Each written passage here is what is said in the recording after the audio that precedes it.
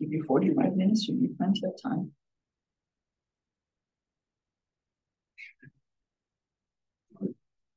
Hello, good evening. Thank you for joining us for the capstone design review presentation. We're Team Boop. We're working with CDME to make a R2D2 robot. Now we're going to introduce ourselves. My name is Kasab Gautam. I'm a senior computer engineering major, and I'm the lead programmer for this project. And I'm going to pass it over to James to introduce himself. I'm James Elliott. I'm a senior electrical engineering major, and I'm the lead design for this project. I want to pass it over to Henry. My name is Henry Liao. I'm a senior ECE major. I'm the lead communication design. I'm going to pass it to Isaac. My name is Isaac Lambert. I'm an electrical engineering major, and I'm the lead assembly for this project. I'm going to pass it over to Luke, who's on Zoom. Hi, my name is Luke Hudson. I am also a senior electrical engineering student, and I am the lead circuit designer on this project. Yeah, so now we're going to get into the problem statement for this project.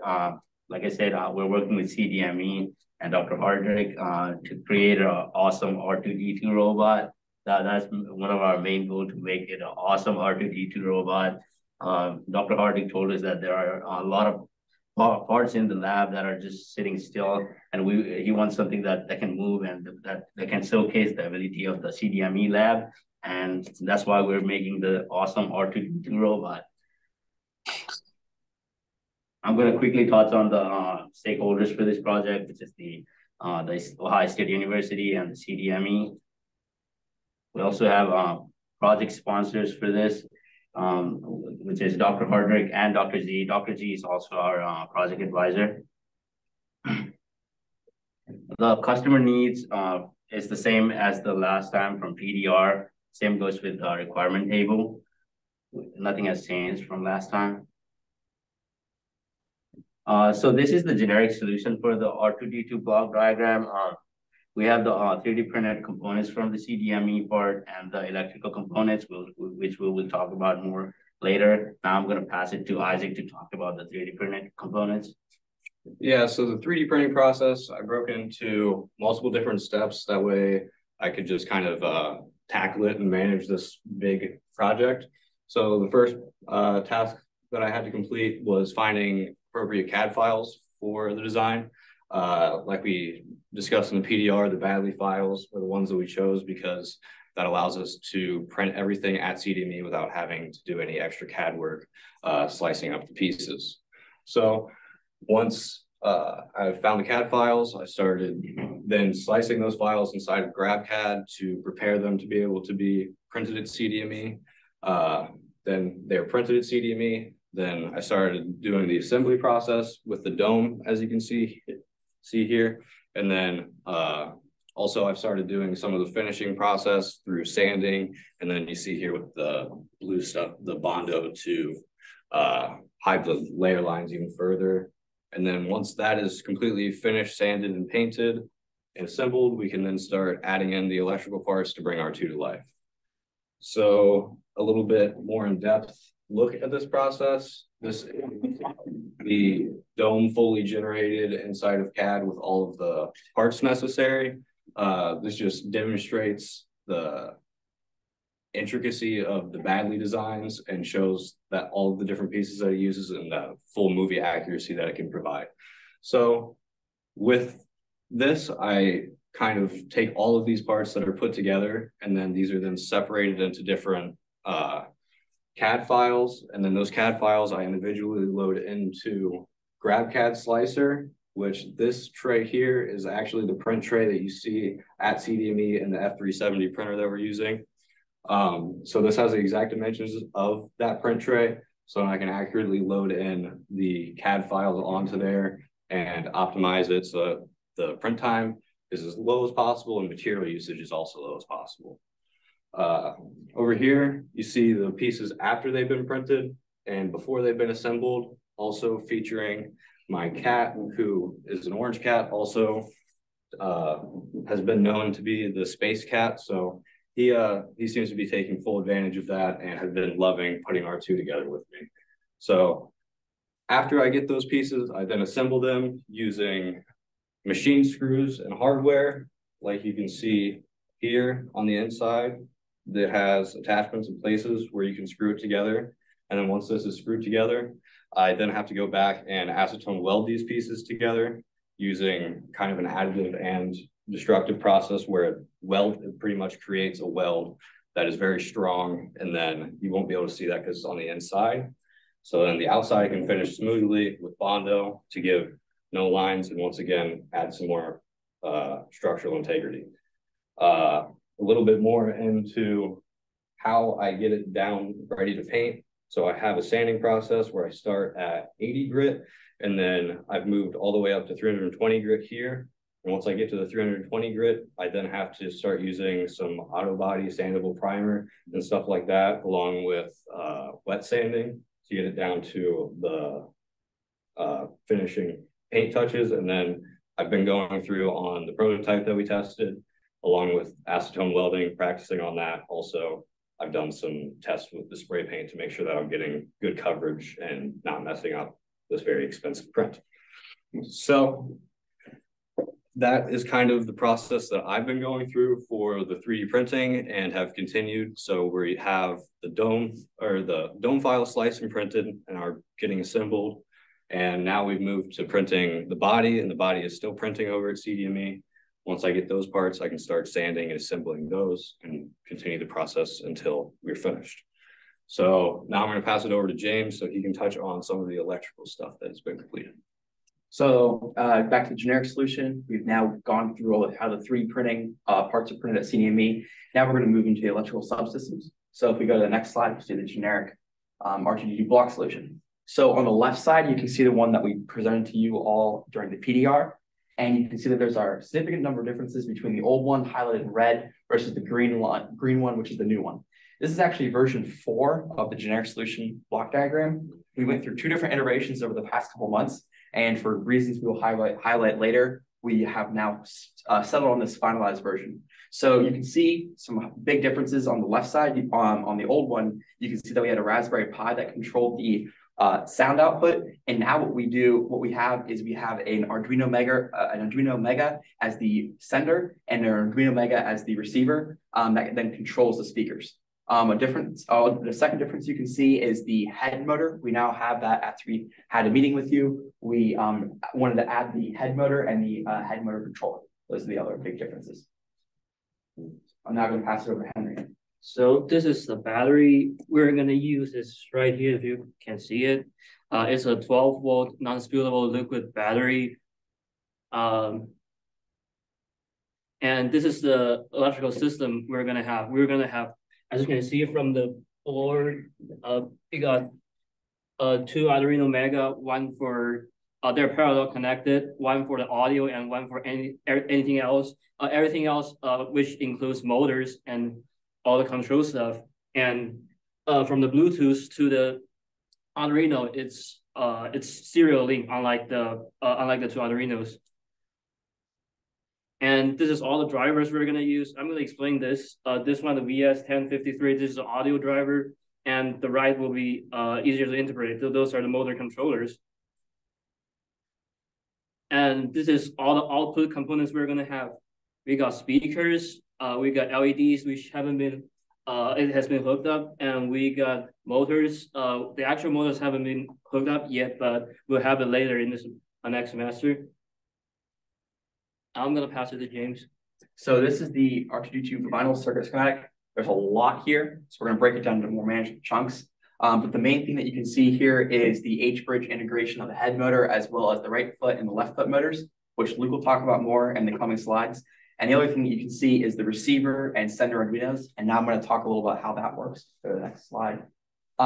You can see that what we have here is that the sender Arduino has a five wire parallel communication to the receiver Arduino. And what we're doing there is we're just sending binary across. It's a very simple, it's low maintenance, easy to integrate, and it has a very low chance of breaking. So what we're doing over those 5 wires is we can send 32 different numbers, right? It's just 2 to the 5th and binary integrated. And so what we can do from the sender is, if say the button is pressed, we can send an integer value over, say number 14, and the receiver will then interpret that number and then output the corresponding audio file. I'm now going to pass it over to Luke to talk about the H bridges. So in the PDR presentation, we discussed how we would like to have motor controllers to control the motors, and we decided to design these ourselves and have it implemented in this H-bridge design. Each motor will have its own H-bridge, and each H-bridge is made up of 4 MOSFET transistors, which act as switches. The drain of the transistors are connected to our 24-volt supply, and the gate of the transistors are connected to the pins on the Arduino. We can turn the switches on by sending a voltage from the Arduino to the gate of the transistor, and when the switch is on, current will be able to flow to the motor. At the gate of each transistor, we also have pull-down resistors. These resistors make sure that any stray static or current doesn't accidentally turn the switch on when we don't want it to be on. So this is a diagram that shows exactly how an H-bridge functions. When the top left and bottom right switches are both on, the high voltage potential is at the positive side of the motor, and the motor will move forward. But when the top right and bottom left switches are on, the high voltage potential will be at the negative side of the motor, and the motor will move backwards. The signal sent to the switches is a pulse width modulated signal, and by changing the duty cycle of the signal, we can also control the speeds of the motors.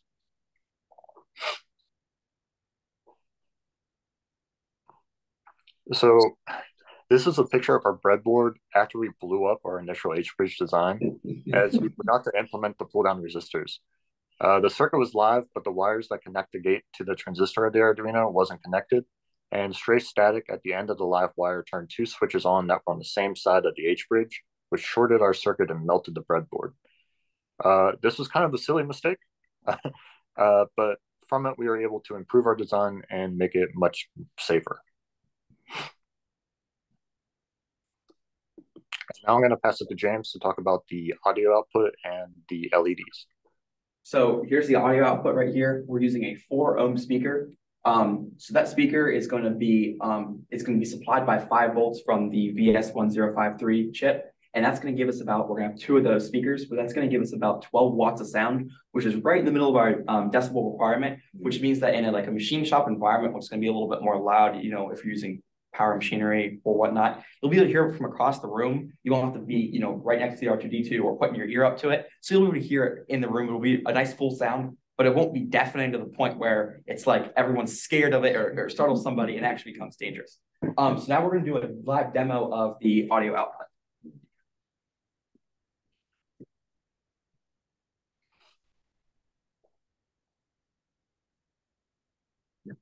Is that a 12-volt battery? Mm-hmm. Do you have a step down to 5? Because you took it out from your schematic. Oh, we took that. We'll talk about that later. We don't need a step down anymore. So there's the 12-volt battery. Here is the app that we're doing. I'll show it to both of you guys. So if you want to press either of those buttons on the top. One of these two? Yep, one of those at the top.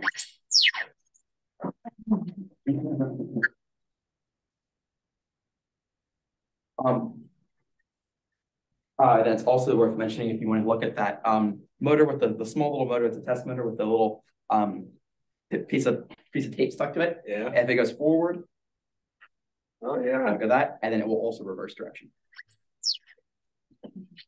All right, that's the end of our demo. And now, there we are. And then now we'll talk about the lights. So during the PDR presentation, we talked about having a LED driver that we need a driver for it. We were actually able to simplify the design, and now actually by using the analog output pins of the Arduino Mega, we looked into the data sheet of the Arduino Mega, and they're actually able to supply up to 40 milliamps of drive current, which means that if we have each one of the analog pins designated for each of the R, the G, and the B of the RGB LEDs, that means that we'll have enough current to drive those LEDs by using a 220 ohm current limiting resistor on the input to the LED, which means that now we don't need to have a LED driver, and that simplifies our design a lot, as well as the analog pins are capable of supplying anywhere between 0 and 5 volts on an analog scale, which means that we can do the brightness and the dimness just from an analog setting, instead of having to use our very few PWM digital pins. And instead of dimming it or using the pulse width modulating method, we can just do an analog and analog method by setting the pins. Now I'm gonna pass it over to Kasab to talk about the code. Yeah, so this is a part of our code for the Remote XY app. Initially, we had the Dabble app, which was working perfectly fine, but we ran into issue with the software update, which was not compatible with the newest iOS update.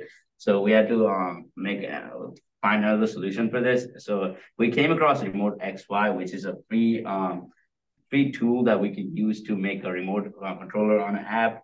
So that's why we use that. So we use the Remote XY library to call to control the two joystick on the remote controller. That's the raw data from the Remote XY. So we had to implement the if-else statement for the two motors. The top one there controls the motor 1. So the first if statement tells us that when the backward motor is turned to low and the forward motor is turned to the, we mapped it using the map function. When it's mapped, we can control it forward and we cannot control it backward. So, and it's vice versa for the else statement, which controls the backward. When we pull the joystick backward, it controls the motor, pulls the motor backward, and forward is set to low. Same thing for the other motor. This right here shows that this is the second motor and that's the first motor. And we were limited with the number of elements for the app because they did not allow like more elements like Dabble did. So we only have 5 of them there, 2 joystick and 2 buttons up there controls the sound. And we have some free buttons down there, which we are thinking about using it for lights and adding more sounds to them. If we move to the next slide, this is the code in the receiver Arduino, which is for the sound and the music.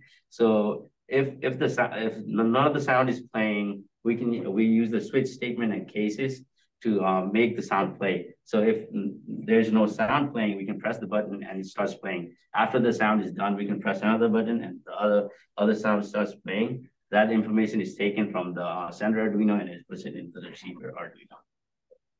Now I'm gonna send it to Luke to talk about the physical control.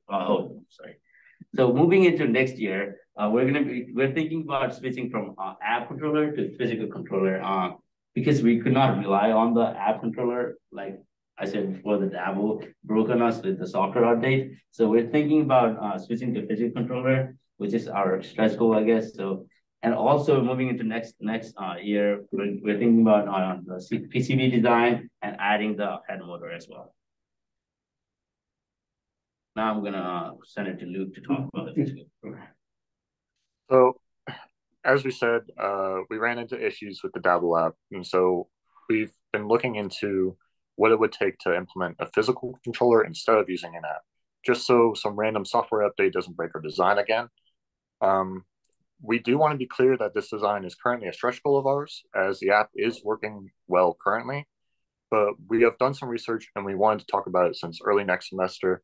We will be taking some steps to see if it is able to be implemented into our design without causing too much issue. Our research led us to the PlayStation 4 controller, as this controller also connects via Bluetooth and has libraries within Arduino that should make the coding relatively easy. However, the PlayStation 4 controller only connects to Bluetooth via an initial USB connection, meaning it has to be plugged into a device to pair with it. This complicates our circuit somewhat, as we would need to add a way to plug the controller into the Arduino, which Henry is going to spend a little time discussing now. This is the USB shell we're going to use. The purpose of this USB shell is it's compatible with Arduino Mega, and this this is connected to this is linked to our Arduino Mega by a Bluetooth dongle. For the PC for the next semester, we're planning to use the PCB to connect this USB host USB shell to the board, but we're planning to fabricate a new PCB, which I'm currently taking classes right now, and we're planning to use this USB host to connect it directly to the PCB. Yeah, so moving into what it's going to take for the addition of the dome motor.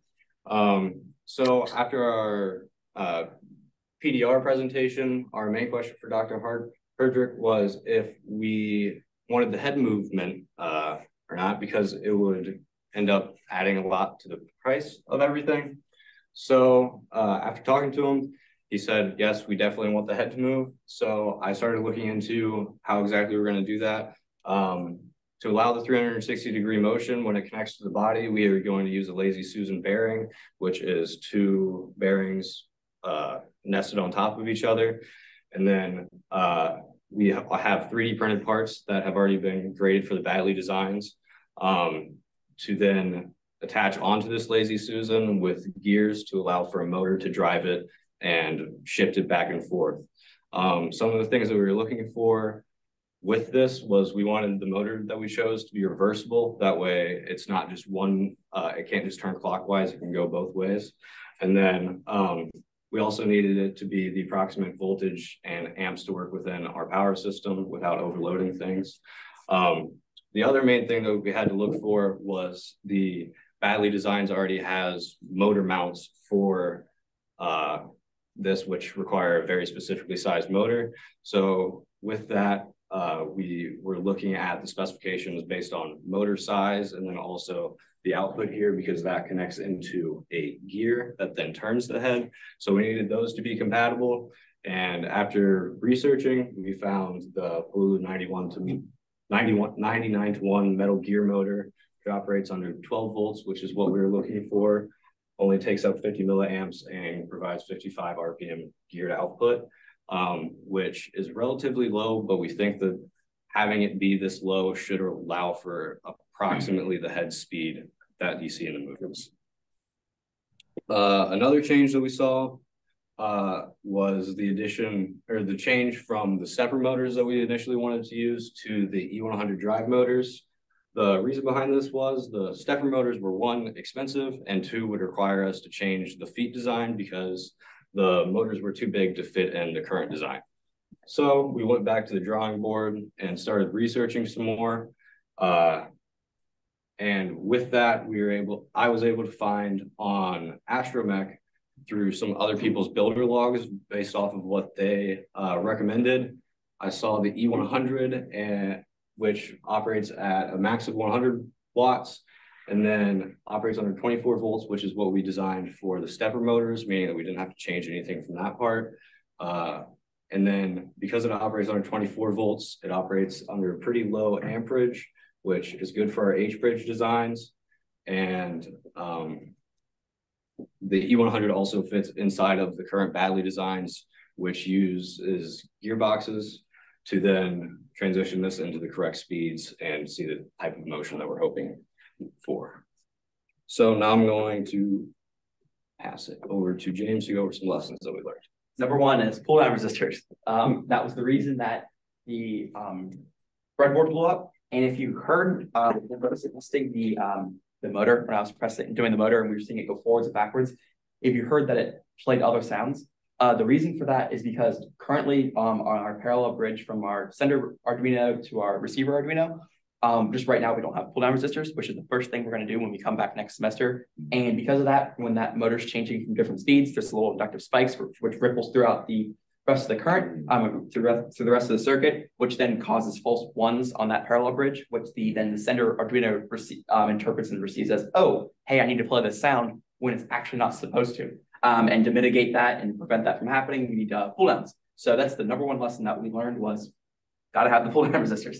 Number 2 is lab power supply. So we were using a battery. Right now we have to use a battery too. When we were testing it at the bench station, when we were testing our H bridges and testing our sound, and we should have been using the lab power supply, we were just using our battery power supply to make sure everything worked together.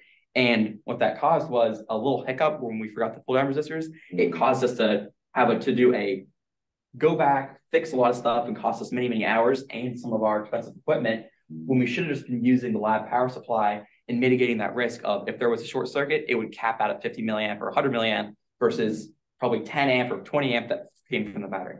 But then lastly is the Apple iOS updates. Dabble app worked great in the beginning of the semester, but then Apple randomly came up with an update and the Dabble app no longer worked with that. And the Dabble app, actually the developer for it, hasn't published an update for over 2 years. So that made us have to change up to this other app called Remote XY. And that's why we're thinking of changing to a physical controller, because we don't want the success of this project to be up to either Apple or some random app developer. And then if we go to the next slide. Yeah, now we're gonna talk about the project management for this project. So in the beginning of the semester, we set a milestone for this project and we were able to achieve most of those. But we have some things that are in progress right now, which is the detailed design report, which should be finished by the 15th of December, and the approval of instructor and sponsors on the detailed design, which we're doing right now. And we're still working on the bill of materials, which should be completed by the 14th. And looking forward to next semester, this is what our on-site schedule looks like. We're going to be doing more research next semester on PCB, physical controller, and the head motor, which the team, Henry will be working on the physical controller research, and Isaac will be doing the head motor research. I'm going to be working on codes needs for next semester as well, and James can help me with that, with the testing of the code as well. And Isaac will be doing the 3D printing and assembly work with Luke's help. And now I'm going to pass it to Isaac to talk about the estimated cost. Yeah, so looking at this, our costs can mainly be broken into the assembly costs and then the electronics costs. So the main thing that you're looking at with assembly is the hardware required, so the nuts and bolts, which comes out to around $200. This also includes things like threaded rods for the body. So that's where a lot of the cost comes in, but those are added in for added structural support. And then we've also got things for finishing, like paint, and then the Bondo that I had to buy, and sandpaper and things like that, that contribute to the cost from the assembly side. And James will go over some of the changes that we made on the electric side. So number one is the motors. So during the PDR, we were talking about using the stepper motors, and they were $230 a piece, which that means we're going to spend almost $500 just alone on motors. And now moving to the E100 motors, we're spending less than $100 on both those motors. And if you also remember when we were using the stepper motors, it was that we had to have those specific motor drivers, which were $100 each. So now that we're making our own H bridges, we're saving even more money on that. So our total motor controller and motors is going to be done for roughly $100, which we're really happy about that, about saving some money, especially because the assembly hardware and some of the more assembly stuff, like Isaac just said, ended up costing a little bit more than we previously thought it would. A lot of the stuff has already been bought, the Arduino Megas, MOSFETs. We still need to buy the E100 motors. We're looking into buying the USB shield. We already had the battery charger. We already had the batteries. Actually, a good thing, when we bought the batteries, they actually messed up and sent us a second set of batteries, which means that we can actually have double the amount of batteries, which means double the amount of runtime than we previously thought, spending the same amount of money, which we're definitely going to implement that, which means that we're going to greatly exceed our runtime, which is great for everyone involved right there. We already have bought the RGB LEDs, which is going to do all the lights on the R2D2. And the speakers that you see currently are actually 8 ohm. And that was just an error on our part, my part, which was I thought, hey, 8's bigger than 4, which means they're louder. Well, power is inversely proportional to resistance. That's just, I was stunned right there. So we're going to spend, I think, $4 or $5 more on buying the 4 ohm speakers instead of those 8 ohm speakers. So you go back. So the assumption on the motors is, what's the performance of the motors versus the more expensive motor? It's physical. It's the physical constraints of the main is the main thing. The stepper motors would have been a direct drive to a wheel, and now we're using 3D printed wheels with a geared output from the E100 motors. So it'll be pretty much the same. It'll be pretty much the same. It might be a little bit less performance, but it saves us from having to go back and actually CAD our own foot design and CAD our own mounting design, and then hook us into the R2D2. And because that this is more electrical, we wanted to focus more on the electrical side than having to spend a lot of time on the mechanical. Because and I know you're jumping to the budget next, because my biggest driver would be reliability. Oh, yeah, they're reliable. These are the same motors. If you go back to the E100 motors, I don't know what they are. They're the same motors that are used. So I'm trusting you guys, but They're the same ones that are used in the Razor scooters, the electric scooters. yeah. This is actually a Razor brand motor, so they're used all across various toys. So they're very, very reliable. Okay. How much torque do you need to carry the robot with everything? When we calculated it, well, Weight. that's dependent. Can we finish this and then go to questions? Okay, so if we go to the budget, finishing up budget, we're way under budget, which is we're really happy about. So we got more money to make more stretch goals. Pass it to Chris on. So, in summary, the objective of the Team Beep Boop is to make an awesome 3D printed R2D2 to showcase the abilities of the CDME lab, and this is going great so far. The team has made significant progress in testing the final design and making tweaks where needed, and despite some setbacks, we still feel confident that we will be able to complete the project on time and that we will be able to implement some stretch goals, such as implementing a physical controller.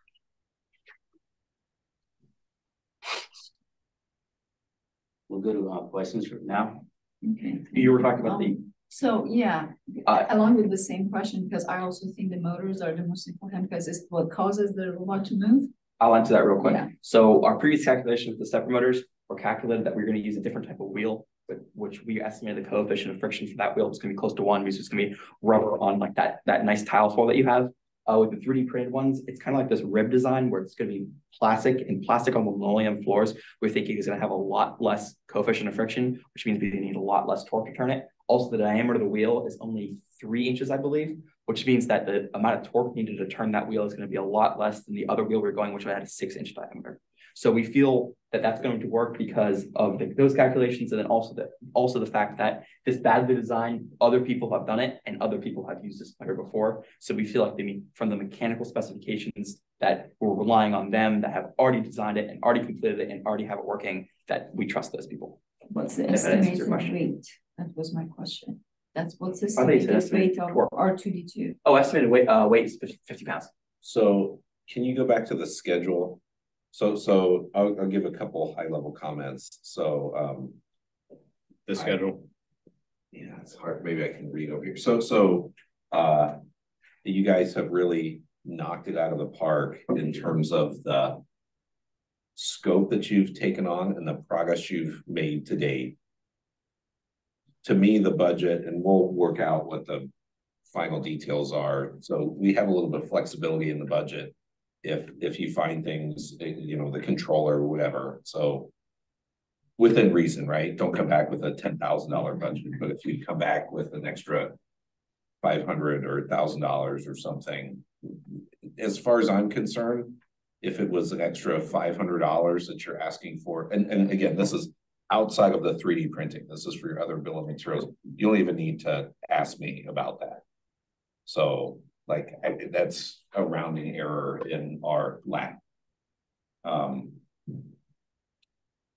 So at the high level, you guys are doing awesome. Obviously, you have some prototyping done.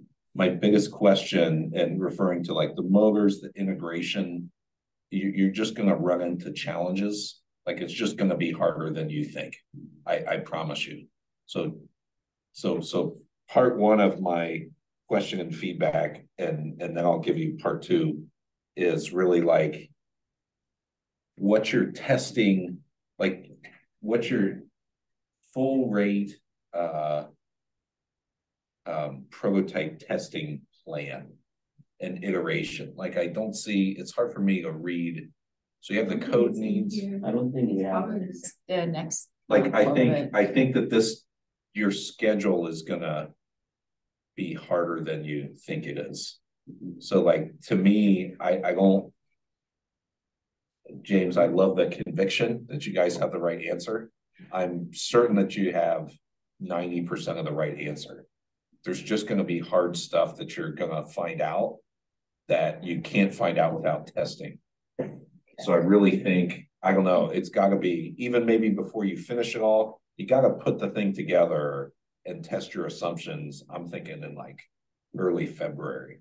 That's our goal. Yeah. And so we also where have is that on the parallel schedule? For most of the like 3D printing stuff assembly, it's mostly like end of February. Okay.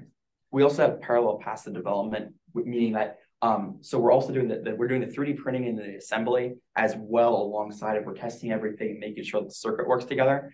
And by doing that, we're thinking that we're moving the schedule along a lot faster, because then once that is put together and painted, then we can integrate the electronics that we already know that they already work. And so then the only thing left is the physical mounting it in there, routing the wires, and making sure that, you know, it's structurally sound, versus actually having to test the circuit and make sure, oh, is this actually going to light up, or oh, is this motor actually going to be able to actuate? We already know that because we already have it tested and we already have it coded and everything. Does that make sense? So before you fully assemble and make it look pretty, it's going to be on something like that. Well, and I think particularly the motors, So so this thing's going to be heavy. Yeah, maybe. So, usually, so you'll see our next semester starts with test plan. They have to write tests. Okay. What are their plans that they're testing? So you're not waiting for March to do your final integration and put everything together and say, oh, things don't work, we don't have time. So you have to come up with ideas. How are we going to test? So that's why I ask how much it weighs, 50 pounds, right? So you will print or build with wood a base and put 50 pounds in it. You buy the motors that you think, the cheap ones that you think will work. Print all the wheels, put together with the third free wheel, and see if you can move this, right? So you can put your breadboard and everything does your electronics. See if you can move this in CDME and try to brake. If there's less traction, it moves easy, it's gonna be harder to brake as well. So that's another thing you need to think about, that you're using the 3D printed wheels, okay. So it's easier to move, it's gonna be harder to brake as well. So you wanna test that. So testing if these two motors can carry that 50 pounds, that should happen in January. If it didn't, you buy the expensive motors, the one that you spec'd up from beginning. So we will not wait until all the 3D printed parts are together and then test it. That test is also required because now you're elevating, right, your robot. So there will be also residual motion, right? So instead of braking and stopping, it will tumble down and you don't want it to break. So you have to think about ways to test the subsystems before you actually put all the system together. So this would be a way for, this is redesign and going back to drawing board. So you design something, you're testing it, and you go back to drawing board. So being able to prioritize what should be done first, that becomes really important in the spring. So I totally agree with you. You will face challenges that you haven't thought about, like the pull down resistor. You never done, you never knew, right? There will be more of those in integration and testing. So I would say that when you come back next semester, write down main milestones and test. Talk to Ed and myself and see how, like, from our perspective that we probably have gone through a couple of projects, see it to the end, side to the end, how you should prioritize. Maybe you should start printing the wheels first, buy the motors, put them together and test it. If it worked perfect, you're ahead of schedule. If it's not, you saw it way before than that end of February that you can test. I think it should be done before end of February. It should be done early February, like end of January, you come back. So buying everything that you need for that. And that makes sense. If not, then you still have time to print, you still have time to buy things. And I agree. You always have to come back when you want to ask for more money. What's your justification? Yep. You never sacrifice quality and performance for budget, because this was something that needs to be awesome. If it costs $200 more to be awesome, I'm pretty sure that you don't have any objection, right? Yeah. Don't go and buy like, $5,000 motors. Then you could just buy a $5,000 to, right? So with respect to that study you did, market study, if this is 1/10 of the cost of that, still doable, match the performance, right? And I think too, so maybe that's right. So early next semester, right? You guys want to come in to the lab and we develop that test plan. Because the other piece is too, I mean, it's going to be big and heavy. So you're probably going to want to test, like, print the legs. Maybe you're already doing this. Like, print the legs, put a janky base on there, and then put a bunch of books or bowling balls. Yeah. So, because we may find, I mean, the original design of the legs might not be sturdy enough to hold that much weight. Yeah, this was kind of what James and I feel like we're talking about right before this was, we were discussing on the schedule of the 3D printing, because currently I printed the dome and then I moved to the body files. Yep. And that was as much thought as I had put into it. but he was saying that we might want to get the feet printed with all of the gears and stuff. That way we can make sure that the not only that it works, but also that the motor fits, everything works as expected. And then with that, we were kind of like struggling to figure out how to test things because not everything is going to be put together, and we're not going to know how everything is going to integrate inside of R2 once everything is printed. But we can't let that limit us. We have to start testing. This is where teamwork will show up. As a team, how you're working. So if you need to test the motors, he needs to print the wheels for you to be able to put 50 pounds. I'll bring it from Jen. 50-pound dumbbell, we'll put it on. You also have to think about this will crash. It will hit the wall. Someone will come and get excited and boom. Yep. You know, what then? Do you have any way to prevent that? That's like a test that you will see after integration, but you might need to add something as you go. For example, like a sensor that if it sees an obstacle stops. It's a very easy controller, brakes, hits a brake, right? But you have to integrate it now, not at the end when you put everything together, because you're going to have a PCB, so it's going to be something dangled from the PCB. So I am also very happy with your progress. I think you've been a very good team. I was very hands-off, which that's my goal, because this is your project. You need to know, you need to learn how to ask right questions, which I think they've been very successful using your resources and finding the solution, the integration of everything. Your second semester is going to be a lot of teamwork. Over communication doesn't hurt. We talked about that. Communicate with each other, prioritize, utilize your resources, like your mentorship, because there will be problems that you might not see because you haven't done this scale project. I'm sure you have done your own projects. Also something that I need to mention, probably this is the first time all of you are working 1 year together. Most of our projects are semester-based. The first week you're getting to know each other. Last week is so usually 2.5 months. So this is how long, like, can you perform over a year working on the same project with the same people?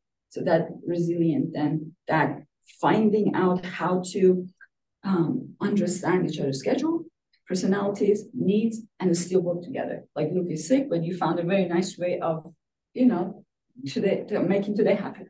So I'm pretty happy with your team performance, to be honest. I would say the same. Yeah. I'm sorry, guys. Can I add one more thing before you? I know you have time constraint, but like the team was thinking about like painting the R2 scarlet and gray and calling it the R2, and we wanted your like opinion, like feedback on that and how that would be. Let's test it. So make a small scale one and let's prototype it. Yeah.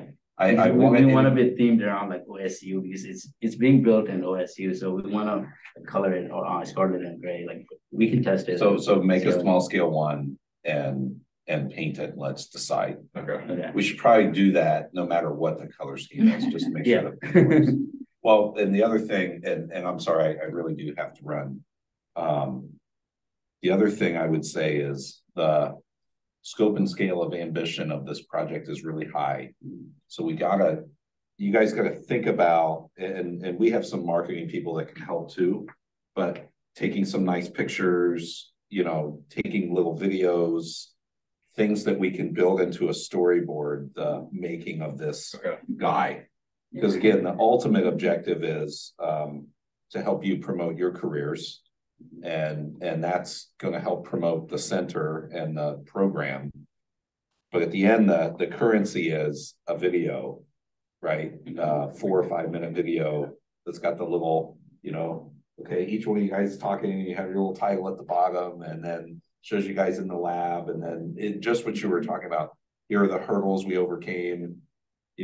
It'd be amazing if you had a video of when you fried the breadboards. Yeah. We didn't test that. The thing I have in mind is, you guys have watched on Disney Plus. There's a documentary on the formation and growth of Industrial Light and Magic, which is George Lucas special effects company that made R2D2 and all these things. We want to make something in the style of that type of video. We're definitely going to start doing that for me. I'm also interested in like photography and videography, so I'm going to start taking like small videos and stuff next semester while we're working on the project. Perfect. And like I said, we have marketing staff that can help with that, but you guys need to have the primary, Collection.